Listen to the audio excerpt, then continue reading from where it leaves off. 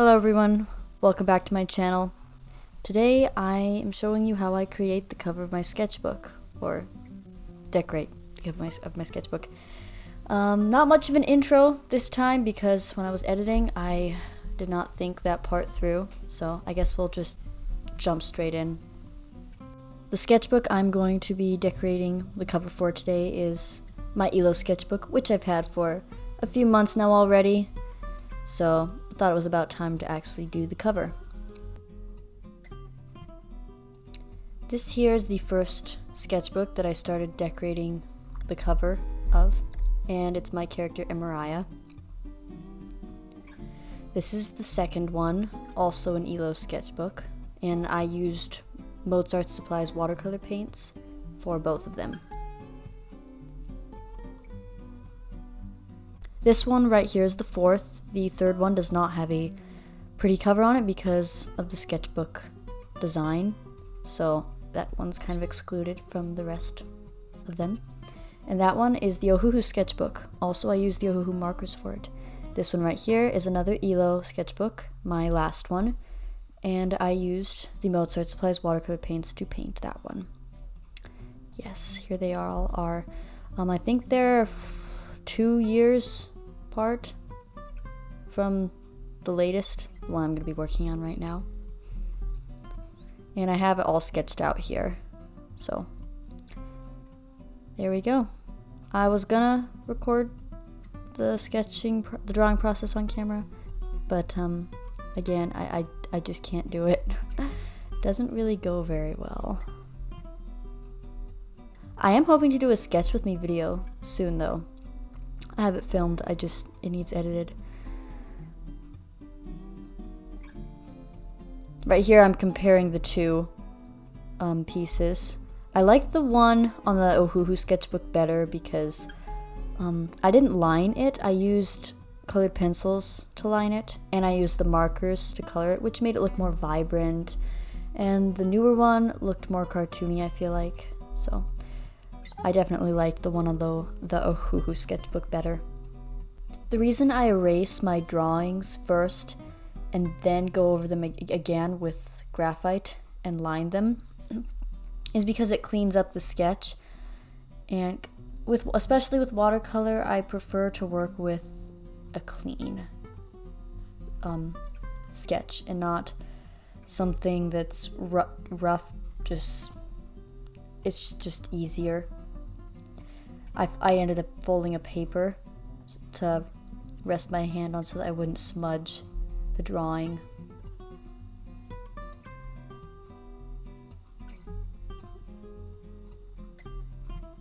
The reference I used for this piece was an older piece of art that I drew and used an actual photograph for, but I was too lazy to pull out the photograph when I was drawing it, so I just used the old drawing of mine.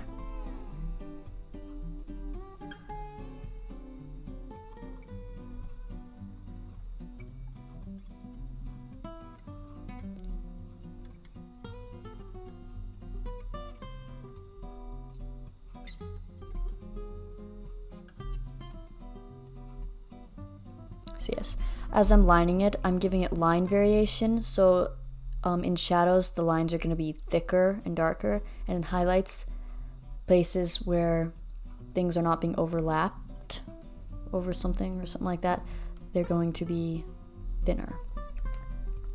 And I'm using this ruler here to get the bowstrings straight. That's about the only thing that ruler's good for, getting straight lines. And the bow was pretty hard because bows are symmetrical, and I redrew that bow so many times. It's the reason I don't draw a lot of them. No, I do enjoy drawing them. Just sometimes I don't care if it's wonky, and sometimes I do. In this case, I was pretty specific about wanting it to look right, and even now it's not perfect, but it's okay.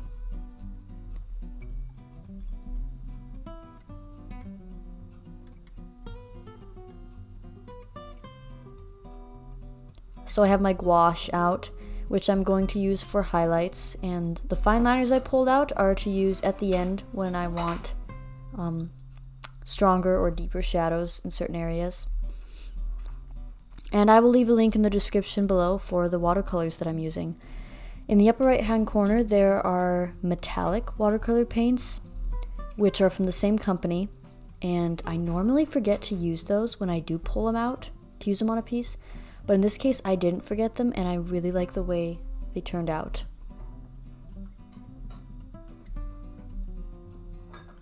Of course, I always start with the skin. It helps me get the rest of the values right. However, because it's just the skin first, you're comparing it to the value of the paper, so then it can end up looking too light, and then when you go in with the other colors, it looks lighter when before it had looked a lot darker. But it all works out in the end.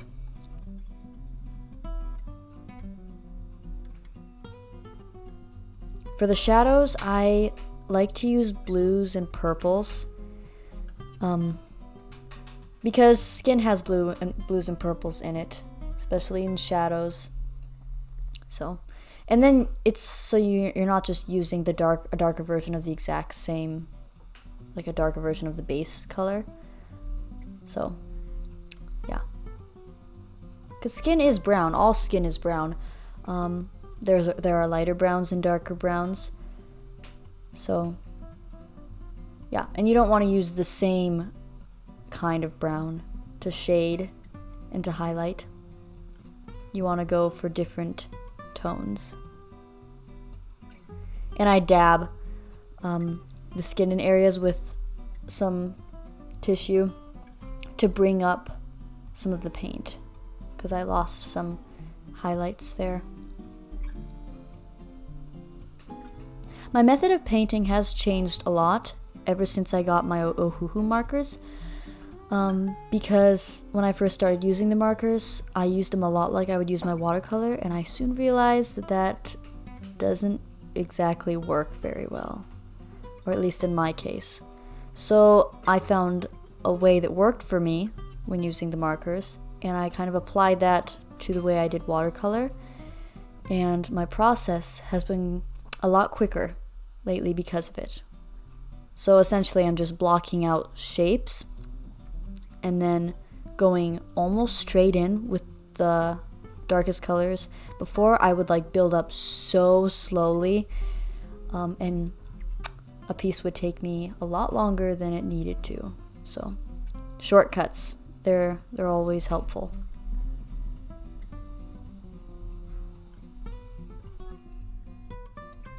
I am going in with the black areas of the piece now first, because I thought it would help me get the rest of the values in the piece right if I blocked in the darkest values in the piece.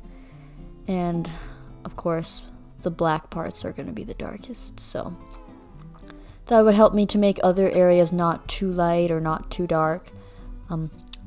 I've always had trouble with values in the past. I mean, I understand them, I know how they work, but incorporating them or using it's kind of a challenge, especially when I'm not thinking about it. But I mean, over time I'll get better at it.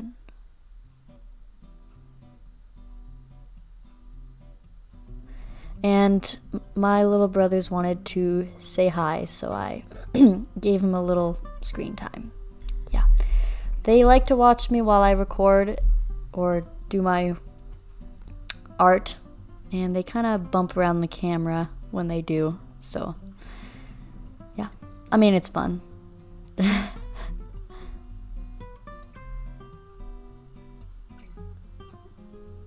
So, I will have line art for this up on my Pinterest, which you can download and color if you want. If you go to my website, there's a section, the printables page. If you go there, it will have it on there. And if you click on it, it will take you to Pinterest where you can download it. I couldn't figure out how to set it up so that you can download and print straight from the website. So I guess Pinterest will have to do for now. So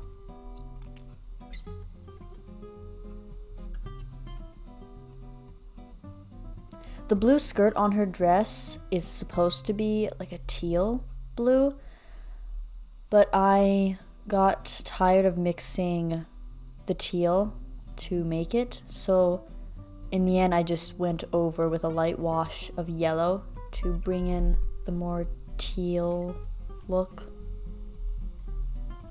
And her quiver and bow are like a red, but they're a deep red. Not quite like burnt sienna, more on the red side, but close.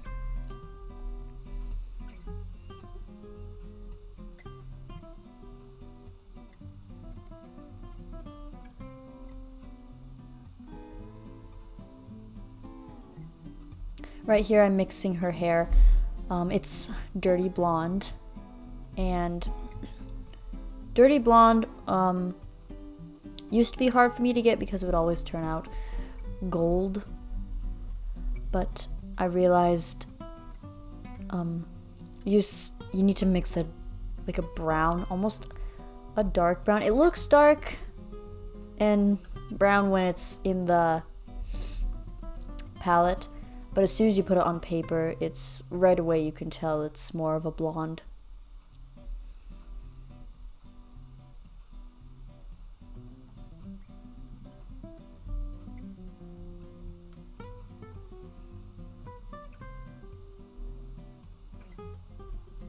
Also, I have a little bit about this character's story up on my website, which I will have linked down in the description below if you want to check that out.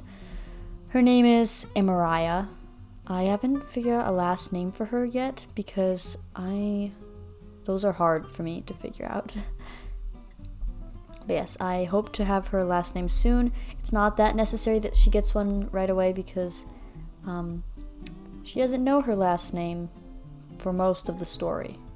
So, yeah.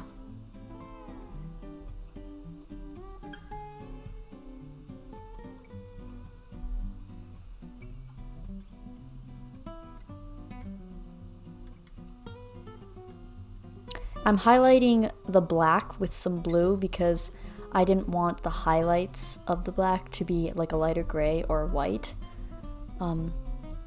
Like if she's in the sky, or if there was a sky behind her, which there probably would be, then it would be reflecting onto her some. So that's why I added some blue.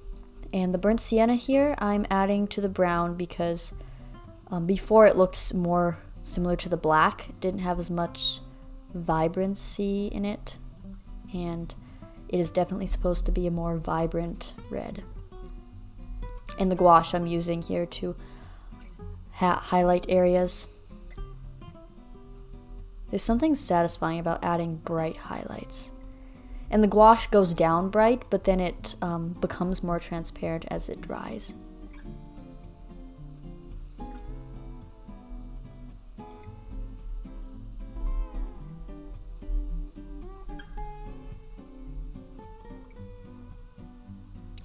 Yes, now I'm going over the skirt with that yellow. Hopefully it made it look a little more teal. And the colored pencils I use to blend out sharp edges that I don't want. And I also use them to push back highlights and add details like hair strands. Yes. And I'm throwing some green into the hair because I use a lot of different colors when I use colored pencils, but when it comes to markers, and even watercolors sometimes, I just have trouble using colors you wouldn't normally think to use. Probably just comes from me not being used to the medium as much. Markers. I'm not used to markers as much as I am used to watercolor and colored pencils. And here are the fine liners, the micron pens. And I'm going to use it to define details in her eyes. She's got 2 eyes, guys. Not 1, okay?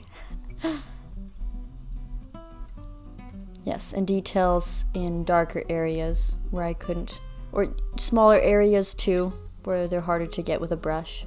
My detailed brushes kind of split at the end, so they're like split like a banana. You know what I mean by that?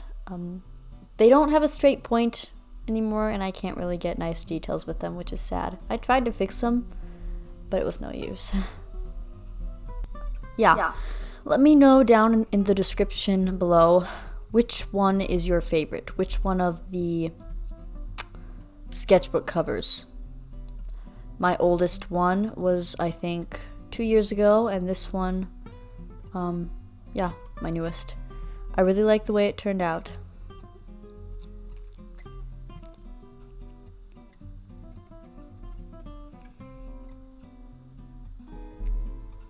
And here are the metallic paints that I just so happen to remember to use, which is good because I normally never remember to use them. I'll pull them out. I'm like, Emily, you need to remember to use these, and I never do. I end up thinking, it wouldn't have made any difference anyway, but actually they do make a difference, and I really like the way they change a piece.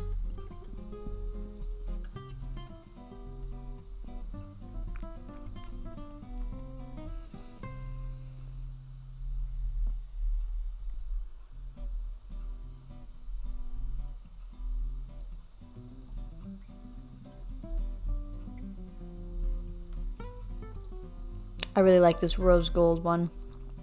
I use it on her skin. Only I water it down, make it thinner.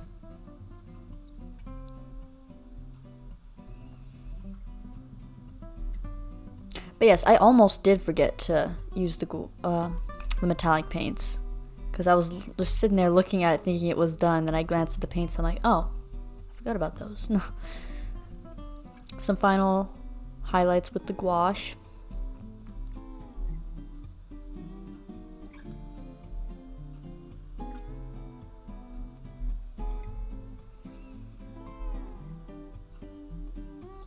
And here it is. Yeah, the stubborn camera wouldn't focus. So, yeah, I'm just gonna skip ahead to the next part. Alright, this sealer, I probably used the wrong one. I have 2. One's for acrylic, one's for different mediums. And then the Mod Podge, because we're going to Mod Podge it onto my book. And here it is. I really like the way it turns out. By the way, I did not use those scissors to cut it out. I was going to, but it was just impossible. So I used an X-Acto knife. And here's a better picture up on the screen because the stubborn camera, again, just would not focus.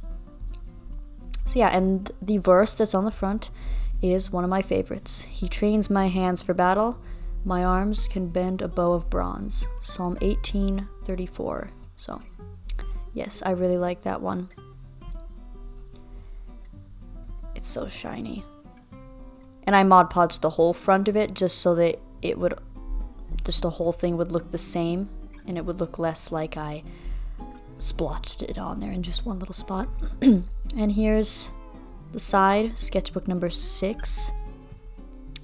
And my logo on the back, Industrious Artist. I really love the way it turned out. Yes.